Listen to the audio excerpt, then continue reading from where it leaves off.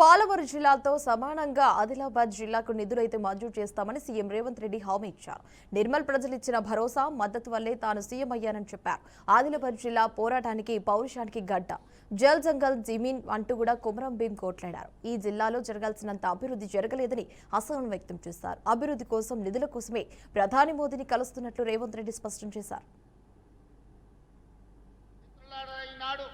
ప్రారంభించుకున్న చనాక కొరాట కావచ్చు, లేకపోతే సదర్మట్ బ్యారేజ్ కావచ్చు, ఈ ప్రాజెక్టులన్నీ కూడా 10 సంవత్సరాలలో అనుకుంటే ఎప్పుడో పూర్తయి ఈ ప్రాంతానికి న్యాయం జరిగి ఉండేది.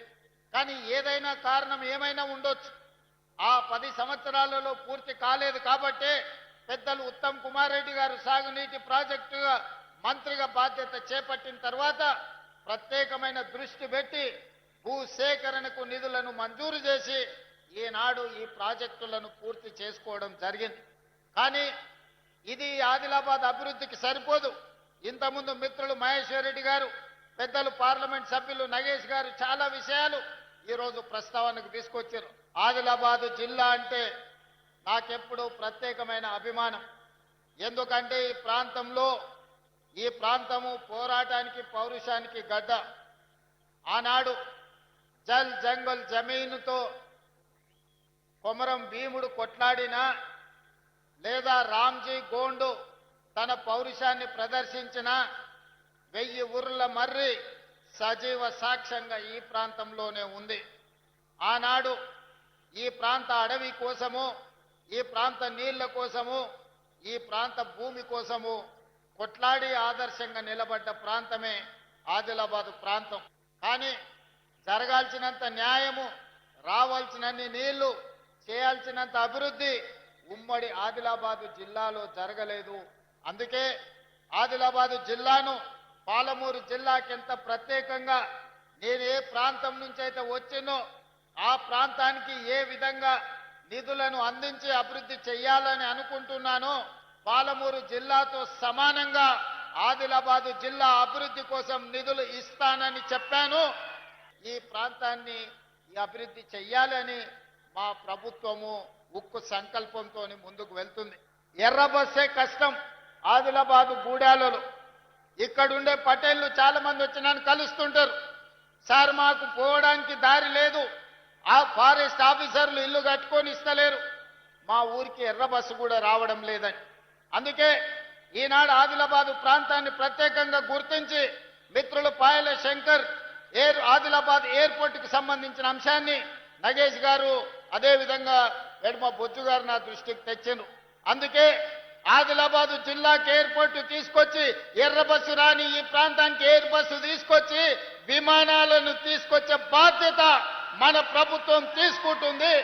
ఆదిలాబాద్ లో పెద్ద భారత ప్రధానమంత్రి నరేంద్ర మోడీ గారి చేత ఎయిర్పోర్టును ప్రారంభించుకుందాం. వారిని ప్రత్యేకంగా ఆహ్వానించి ఎయిర్పోర్ట్ కోసము శిలా ఫలకాన్ని, ప్రారంభోత్సవ కార్యక్రమాన్ని చేసుకుందాం. ఒక్క ఎయిర్పోర్ట్ ఉంటే మన ప్రాంతం అభివృద్ధికి పూర్తి స్థాయిలో అనుమతులు రావు. చాలా మంది అంటుంటారు నరేంద్ర మోడీ గారిని పదే పదే రేవంత్ రెడ్డి గారు కలుస్తుంటారని. నరేంద్ర మోడీ గారు నాకు బంధువేం కాదు, నరేంద్ర మోడీ గారితో నాకు చుట్టరికమేం లేదు. కానీ వారి దేశానికి ప్రధానమంత్రి అనుమతిస్తేనే ఎయిర్పోర్ట్ వస్తుంది, పెద్ద పెద్ద పరిశ్రమలు వస్తాయి, మనకు నిధులు వస్తాయి. ఇవాళ మనం తుమ్మిడేటి దగ్గర ప్రాజెక్టు కట్టాలి అంటే మహారాష్ట్ర నుంచి కొన్ని అనుమతులు తీసుకోవాలి. మహారాష్ట్రలో భారతీయ జనతా పార్టీ అధికారంలో ఉంది. ఒకవేళ ముఖ్యమంత్రి గారు మనం అడిగితే, ఒకవేళ ఏదైనా ఆలోచన చేస్తే, నరేంద్ర మోడీ గారు ఒక మాట చెప్తే, అమిత్ షా గారు ఒక మాట చెప్తే మన ప్రాంతానికి మేలు జరుగుద్ది. ప్రజల కోసం, ప్రాంత అభివృద్ధి కోసం, ఈ ప్రాంత నిరుద్యోగ యువకులకు ఉద్యోగ ఉపాధి కోసం ఎవరినైనా కలవడానికి ఒక్క క్షణం కూడా ఆలోచన చెయ్యను. నేను పైరవీల కోసం పోను. పర్సనల్ ఎజెండా నా దగ్గర లేదు. 10 సంవత్సరాలు ఏలిన వాళ్ళు ఈ ఆలోచన చేయకపోవడం వల్లనే తెలంగాణ రాష్ట్రానికి తీరని నష్టం జరిగింది.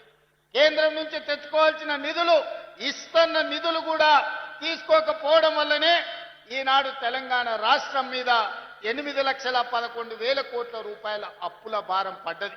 ఇవాళ అప్పే మనకు 30. ఆనాడు పాలకులు చేసిన తప్పులు, వాళ్ళు చేసిన అప్పులు ఈనాడు ఉరితాడై తెలంగాణ రాష్ట్ర ప్రజల యొక్క ఊపిరి తీసే పరిస్థితి వచ్చింది. అందుకే ఈ చిక్కుముళ్లను ఒక్కొక్కటి పరిష్కరించుకుంటూ సమస్యల్ని దాటుకుంటూ పేద ప్రజలకు చేయాల్సిన పనులను చేసుకుంటూ ఈరోజు ముందుకెళ్తున్నాం. అక్క, ఆనాడు ఎన్నడైనా రేషన్ షాపులు ఇచ్చిన బియ్యం వండి పిల్లలకు భోజనం పెట్టినరా? ఎన్నడైనా ఆ ప్రభుత్వంలో ఇచ్చిన బియ్యం ఎన్నడైనా వండి మీరన్నా తిన్నరా? మన సంటి పిల్లలకన్నా పెట్టినమా? కానీ ఇవాళ ఈ ప్రభుత్వం వచ్చిన తర్వాత, ఉత్తమ్ కుమార్ రెడ్డి గారు మంత్రి బాధ్యతలు చేపట్టిన తర్వాత ఇవాళ సన్న బియ్యం ఇస్తే ప్రతి తల్లి ఆ సన్న బియ్యం తెచ్చి అదే వండి వాళ్ళు తినడమే కాదు, సంటి పిల్లలకి ఇవాళ బుక్కెడు బువ్వ పెడుతుండ్రంటే సన్న బియ్యం ఈ ప్రభుత్వం ఇచ్చిన మాట వాస్తవం కాదా? ఇవాళ ఉండడానికి, కట్టుకోవడానికి, పేదవాడికి ఇల్లు వచ్చిందంటే ఇల్లు కట్టుకోవడానికి 5 లక్షల రూపాయలు ఉచితంగా మీకు ఇచ్చిన మాట వాస్తవం కాదా అని చెప్పి నేను ఈరోజు మిమ్మల్ని అడుగుతున్నా. ఇవాళ రైతులను అడుగుతున్న, ఆదిలాబాద్ జిల్లా అంటే రైతులు ఈ ప్రాంతం. ఇవాళ సన్న వడ్లు పండించిన వాళ్ళకు 500 రూపాయల బోనస్ ఉత్తమ్ కుమార్ రెడ్డి గారు మీ ఖాతాలు వేపిస్తున్నాడా లేదా మీరు ఒక్కసారి ఆలోచన చేయండి. బులెటిన్లో షార్ట్ బ్రేక్ తీసుకుందాం. Stay with us.